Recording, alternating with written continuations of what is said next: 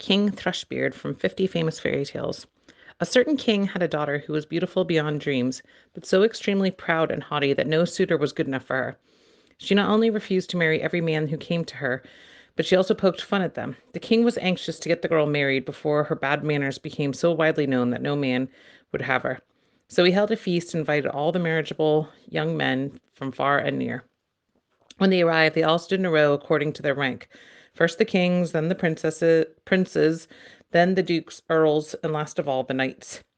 Then the king's daughter was led down the rows, but she found something wrong with each man. One was too fat, old wine tub, she said. Another was too tall. He'd make a better fishing pole than a husband, she giggled. A third was too short, half a man, she teased. And so she went on, nicknaming every one of their suitors. She made particularly merry with a young king on whose chin was a mere wisp of a beard that had just begun to grow. Ha ha, she laughed. He has a beard like a thrush's beak.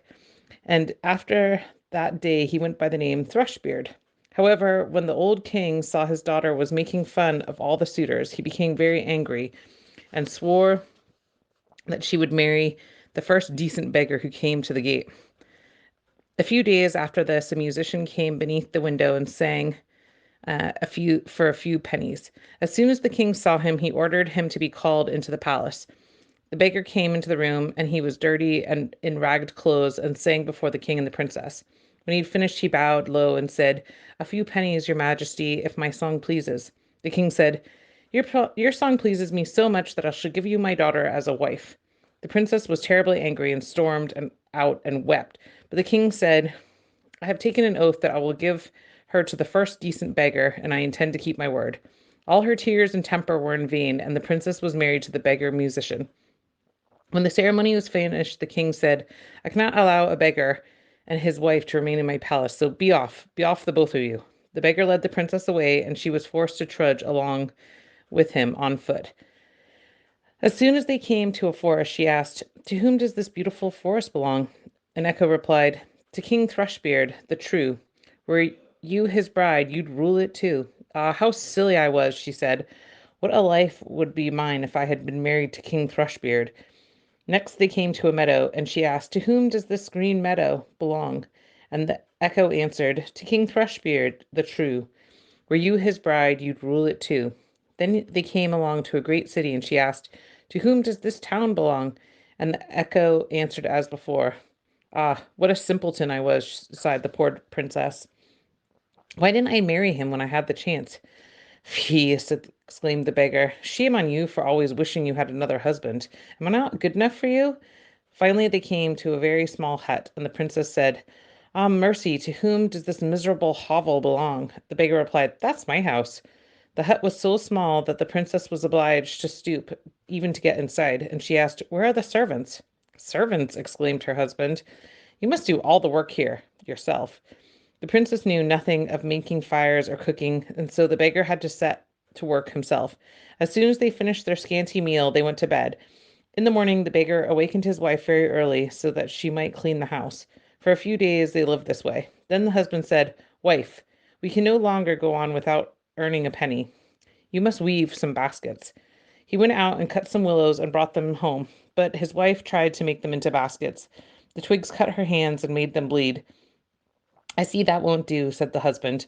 "You'd better try spinning." The princess sat down to spin, but the harsh thread cut her tender fingers, and so that they bled again.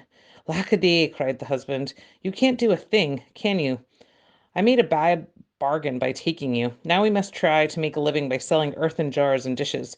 You'll sit at the market and sell them." The first time she went to the market, all went well, for the people bought the princess's wares because she was so pretty, and on her earnings she and the beggar lived for some time. When the money was gone, her husband bought a fresh stock of dishes, and with those again she went to the market and took a stall at the corner. Suddenly a drunken soldier came plunging down the street on his horse and rode into the midst of her dishes, shattering them all into 1,000 pieces. When she told her husband what happened, he scolded her and said, "Whoever would have thought sitting in an open corner to sell dishes? I see that you are not fit for ordinary work, but stop crying. I have been to the king's palace, and they have agreed to take you as a kitchen maid. There you can go get your own food and bring me back some as well." So the princess became a kitchen maid. She was obliged to fetch and carry as the cook bade her, and scour dirty pots and pans. She kept a jar in each of her pockets and put into them whatever food was left from the king's table. On this she and her husband made their meals, and she soon got over her pride and haughtiness and became meek and good-tempered. About this time she heard that the king was to be married, and she begged the cook to let her watch the celebration. The cook consented, and the kitchen maid placed herself near the door of the ballroom. When she saw all the guests in the fine clothes, she wept bitterly and thought of how she might have been in the ballroom among them, if only she had not been so proud and haughty. Presently the king entered, clothed in silk and velvet, and wearing a golden chain around his neck. As soon as he saw the beautiful kitchen maid standing at the door, he seized her by the hand and asked her to dance with him.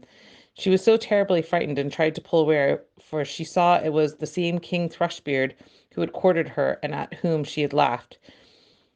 Her struggles were to no avail, and as he drew her into the ballroom, the jars fell out of her pockets and crashed onto the floor, scattering bits of pie, cake, meat scraps all around her. When the guests saw this, they burst into laughter, and the poor old girl was so embarrassed that she wished she had never left the kitchen. At last she managed to free herself and run off, but King Thrushbeard soon overtook her and held her fast in his arms. "Look at me," he said in a gentle voice. "Don't you don't you know your own husband?" And when she stared at him wildly, he asked, "Yes, King Thrushbeard and the beggar musician are the same man. I was also the soldier who broke your dishes. I did this to help you overcome your pride and your haughtiness." At these words, the princess wept bitterly and said, "I am not worthy to be your wife, for I am wicked and a foolish maiden." But he replied, "Those evil days are over." Immediately, bridesmaids took the princess away and bathed her in milk and sea foam and dressed her in beautiful clothes. Then her father and the whole court arrived and wished her happiness on her wedding day. So commenced the princess's true joy as the queen of the handsome King Thrushbeard.